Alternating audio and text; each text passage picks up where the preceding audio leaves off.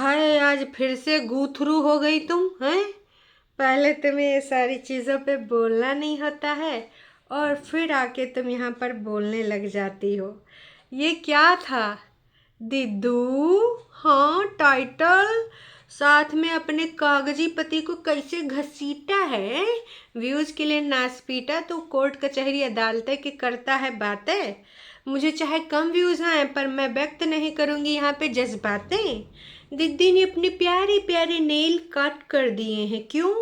क्योंकि दीदी को बर्तन धोने में साफ सफाई करने में इशू हो रहा था। क्यों दीदी, आप अपना हेल्पर नहीं लगा पा रही थी?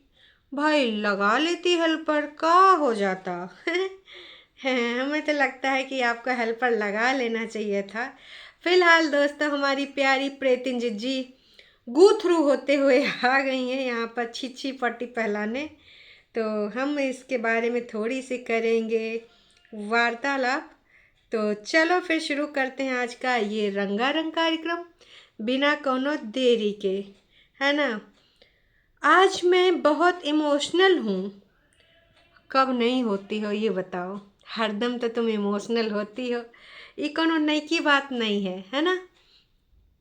Let's talk about it. Okay, ज़रूर हम इसके बारे में करेंगे वार्तालाप। अगर तुम आई हो तो व्यक्त करने अपने जज्बात। 15 मिनट 26 सेकंड का ये वीडियो है। बहुत ही दीदी ने भड़ास निकाली है। दीदी का जो वीडियो शुरू होता है ना, वो मैं उसके बारे में पूर्ण रूप से ना इसमें अपने विश्लेषण करूँगी। और शाम को आप लोग भी अपने अपने बारीक बारीक पॉइंट रखिएगा, एकदम काट कूट के धनिया मिर्च मसाला के साथ, ताकि एकदम तड़का लग जावे हैं और हमारे सबका बहुत ही ज़्यादा मज़ा आवे हैं। तो चलो फिर हम शुरू करते हैं बिना कोनो देरी के। दीदी ने अपने नाखूनों का दुखड़ा रोते हुए अपना विचार व्यक्त किया कि हे एवरीवन, मैंने कट डाला है अपने नाखून। वैसे तो बहुत प्यारे थे, बहुत अच्छे लगते थे, पर काम करने में होती थी समस्या, जिसकी वजह से मैंने फिर ये डिसीज़न लिया और मैंने अपने कट कर दिए प्यारे प्यारे नाखून। तो मैं तो यही कहूँगी कि ठीक है, चलो फिर प्रीतिन दीदी का यार, सारी जिंदगी ऐसे भड़ासे निकालती रहोगी? सीधी एक बात करो हैं, सीधी बात नक्को बकवास। मैं इस चीज़ में बिलीव करती हूँ। तो सीधी सीधी बात करो और अपने साथ और अपने लौंडे के साथ, बच्चे के साथ, है ना, सिड के साथ इंसाफ करो। काहे? कहे कि ये बहुत गंदी बात है। इस प्रकार की गंदी बात आप यहाँ पर नहीं कर सकते, है ना। अपने आप को मुक्ति दो। वैसे अभी कुछ दिन पहले तुम दूसरों का दुख दर्द तकलीफ सब फील कर रही थी और आज तुम भड़ास निकालने आ गई हो। तुम तो दयालुता की देवी थी ना। दयालुता की देवी के मुंह से इस प्रकार के शब्द बिल्कुल भी शोभा नहीं देते काहे? वो भी हम बताएंगे और हम आपको मुद्दे पे भी लाएंगे। तो मुद्दे की बातें बहुत सारी हैं। फिलहाल दीदी ने अपनी वीडियो में अपना साफ सफाई, अपने कपड़े लत्ते 2 से 3 बार चाय पी हैं और अपना डोरमेट दिखाई हैं कि भाई वॉशिंग मशीन में साफ़ करने पे बिल्कुल भी साफ़ नहीं हुए, जैसे दीदी के विचार। इतनी बार भी इन्होंने साफ़ करे हैं लेकिन आज तक वो साफ़ हुई वह नहीं करे हैं। वो गंदे के गंदे ही रहते हैं, है ना।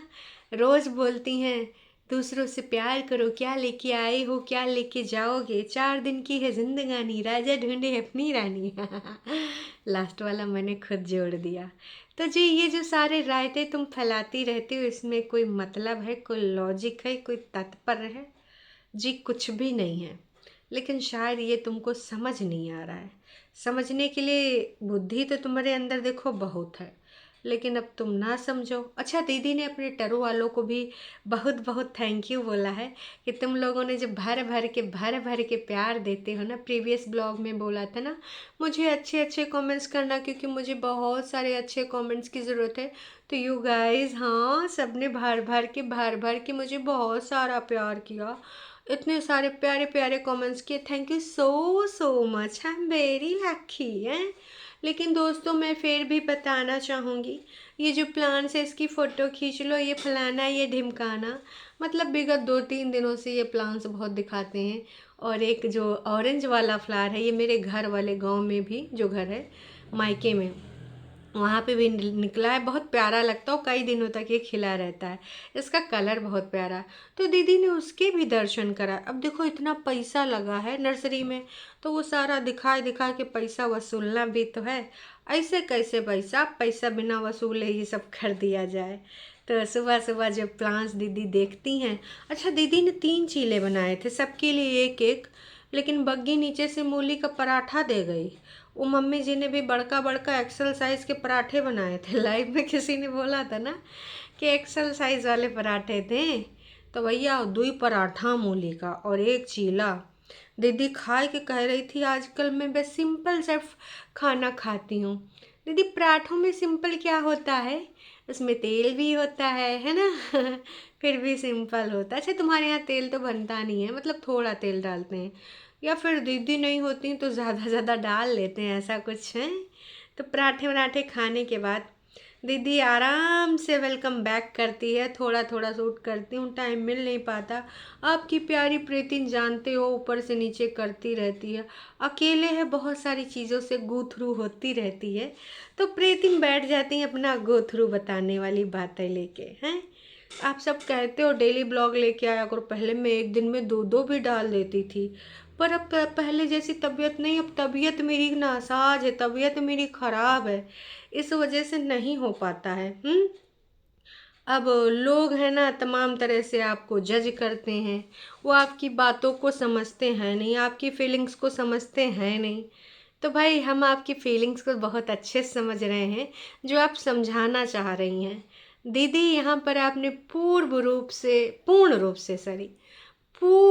से आपने अपने कागजी पति के ऊपर ठैं ठैं ठैं, भाई गोलियां जो दागी हैं ना वो भाई पूरे तरीके से अंकुश के लिए थी। दीदी का कहना था 4 साल से सोशल मीडिया पे जो भी चीज़ें चल रही हैं उनकी लाइफ में, तो यहाँ पर तो कोई जज करने वाला होता नहीं, लोग अपने अपने हिसाब से ना लोग सोचते रहते हैं, बोलते रहते हैं।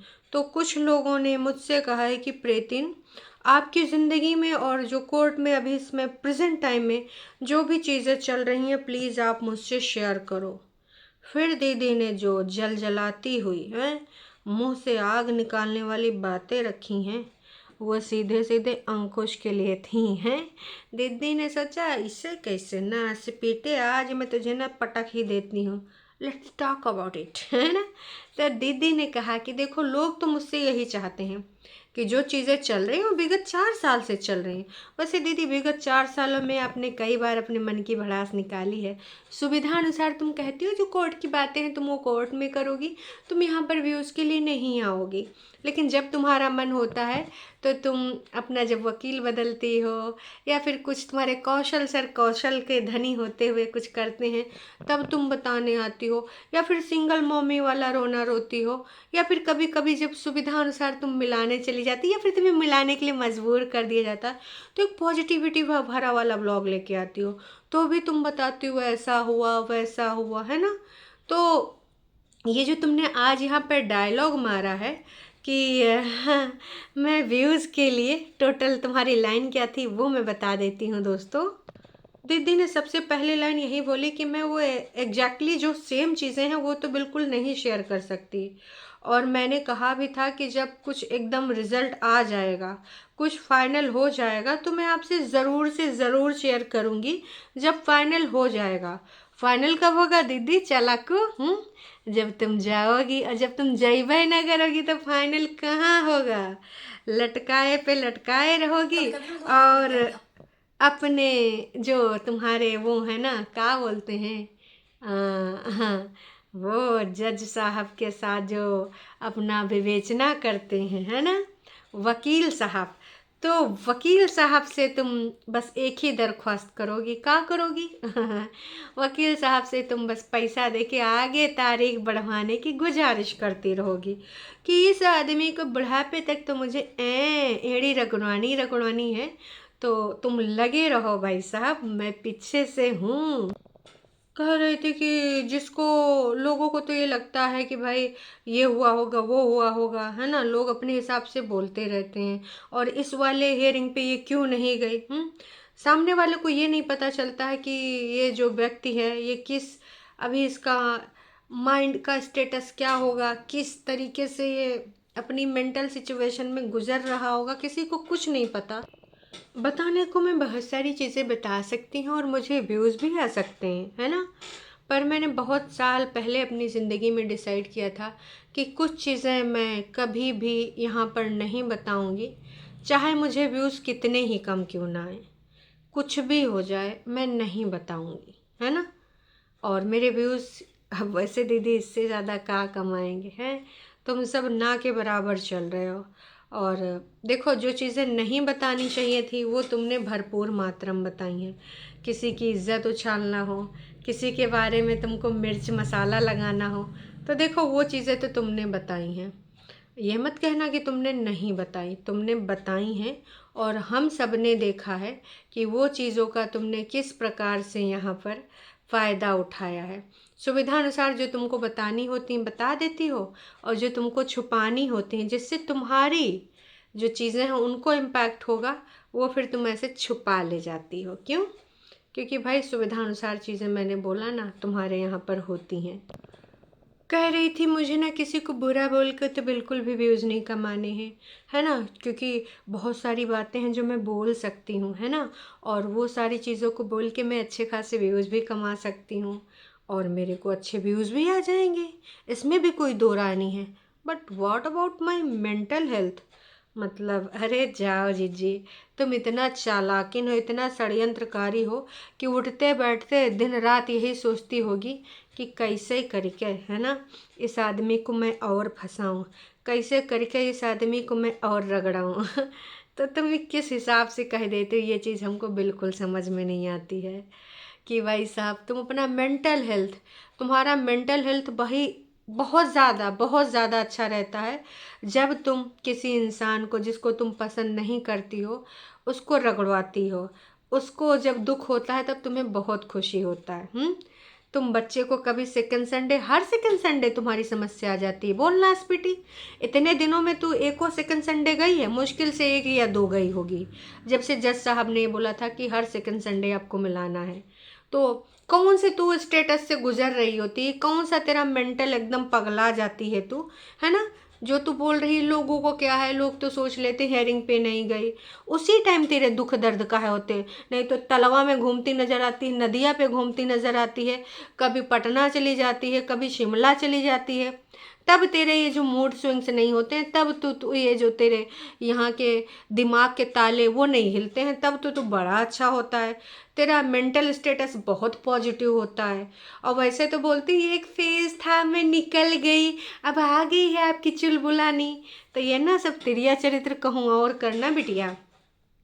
हम ना तुमको बहुत अच्छे समझते हैं, 565 बार ना, तुमको 565 बार कहा जी, हजारों बार तुम्हारे स्त्रिया चरित्र से वाकिफ़ हो चुके हैं। और जितने अच्छे से तुम अपने आप को ना समझती होगी उतने अच्छे से हम सब तुमको जानते हैं बिटिया, ठीक है। सुविधा अनुसार जो तुम्हारा ये मेंटल स्टेटस बिगड़ता है ना, जो तुम चिंता में आ जाती हो, डिस्टर्ब हो जाती हो, जब घूमी घूमी करने का टाइम आता है, नदिया किनारे जब अपना रोज जाके गेड़ी मार के आती हो भाभी के साथ, तब तुम्हारा मेंटल हेल्थ बड़ा अच्छा होता है। 3-3 4-4 घंटा जब तुम सीरीज निपटाती तब भी तुम्हारा मेंटल हेल्थ बड़ा अच्छा होता है। तो भाई साहब मैं तो यही कहूँगी कि देखो प्रेतिन, हम यहाँ कोई छोटे बच्चे नहीं हैं जिनको तुम इस प्रकार से बरगला सको। हाँ, ये तुम्हारी सारी कथाएं ट्रू वालों के लिए ठीक है ना, काल्पनिक मनोरंजक कथाएं हैं, मनोहर कहानियाँ। ये मनोहर कहानियों की पहले किताब आया करती थी, ये मनोहर कहानियाँ ना अपने टरू वालों के लिए रखो, तो जानते हैं तुमको चुड़ैल कहीं की, इतना चुड़ैल पना करती हो, बड़ी भोली भाली बन जाते हो यहाँ पर।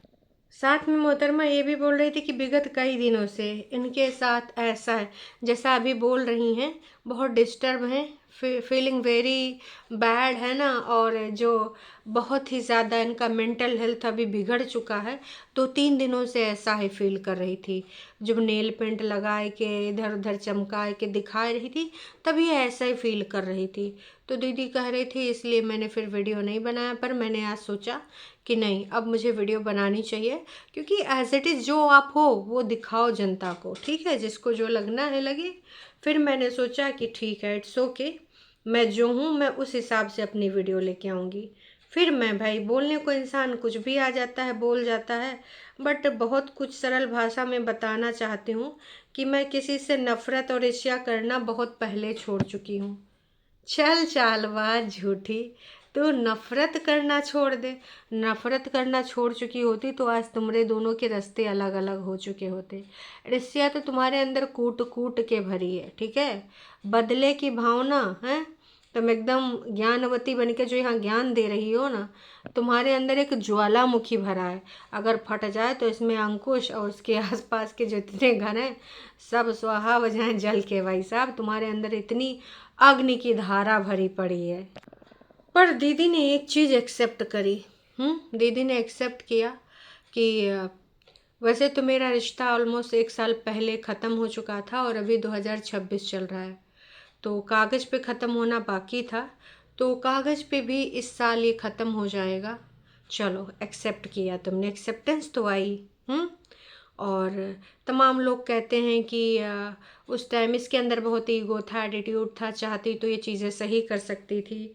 तो कह रही थी कि, सॉरी गाइस, कह रही थी कि भाई उस टाइम मुझे यही सही लगा और उस टाइम के लिए यही सही भी था जो मैंने किया, इसमें कोई ईगो उगो नहीं था।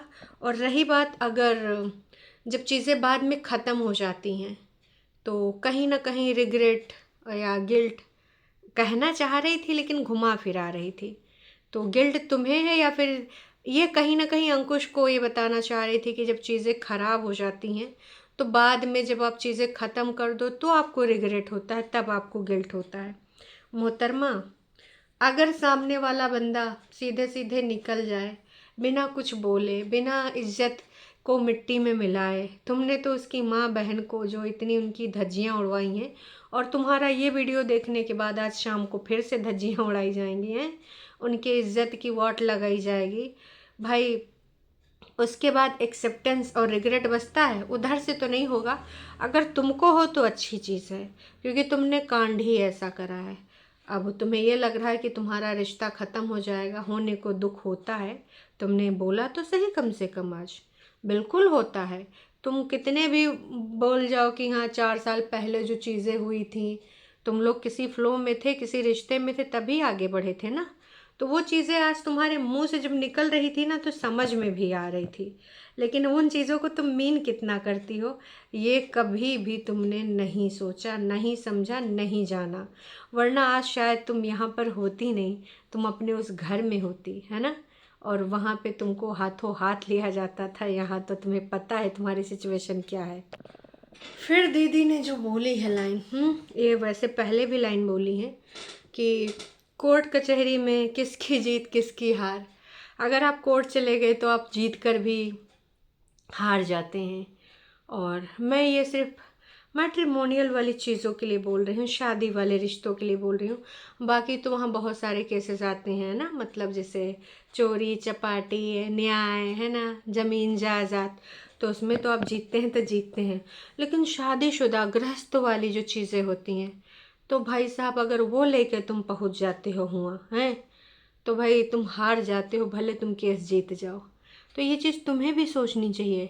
केस की शुरुआत तो शायद तुमने ही करी थी दीदी, उसने नहीं करा था।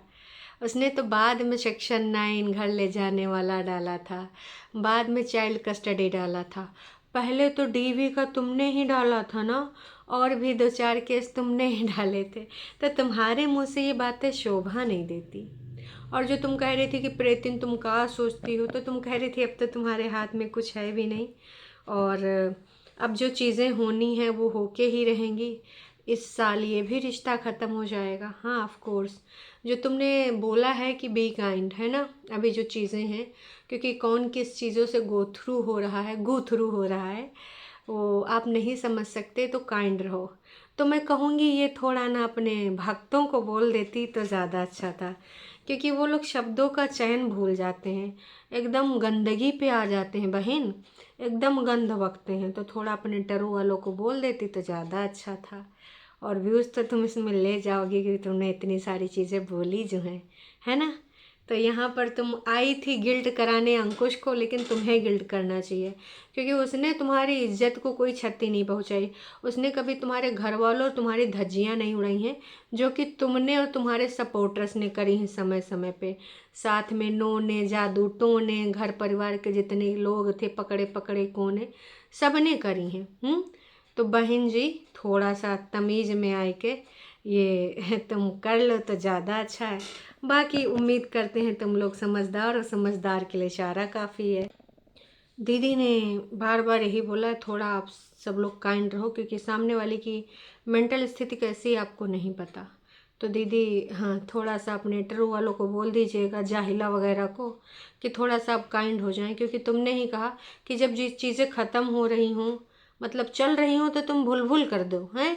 चल रही हों ख़राब तो तुम बहुत इधर उधर चुम्मा देवी और ये सब जो बुलवाती हो, बड़ी अच्छी चीज़ है, शर्म नहीं आती है।